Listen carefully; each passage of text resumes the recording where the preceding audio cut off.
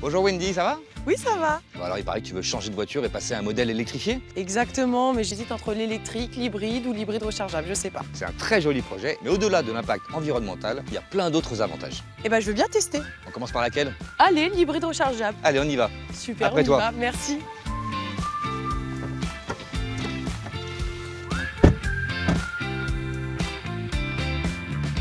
T'as vu? Le moteur a démarré, on n'entend rien. Ah ouais, on n'entend rien du tout. Allez, on se met en D. C'est parti. C'est super agréable. On n'entend rien du tout et le confort, super. Et ouais, c'est la technologie au service du confort de conduite et du silence. Mais justement, attention, avec ce silence, ça va t'obliger à être encore plus vigilante à l'environnement autour de toi. C'est-à-dire que les cyclistes, les piétons, les trottinettes, eh ben eux, ils vont pas t'entendre arriver. D'accord.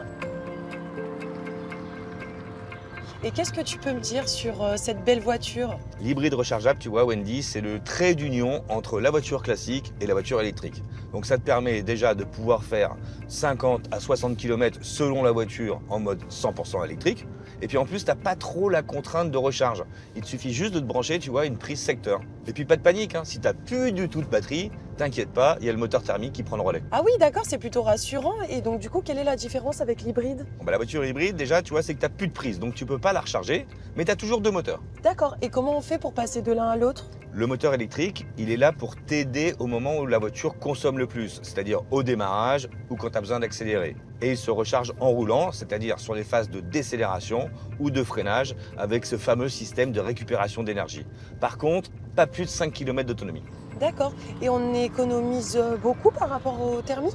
Bah ouais, c'est pas négligeable, tu vois, c'est 40% d'économie en ville, 15 à 20% sur les routes mixtes, c'est-à-dire ces villes, petites routes, autoroutes. En fait, ce véhicule est parfait pour celles et ceux qui vivent en ville et en agglomération. Ouais, c'est pas mal, on marque des points. Bah maintenant, Wendy, je te propose qu'on aille à la borne de recharge pour découvrir la voiture 100% électrique. Allez, c'est parti. C'est tout droit.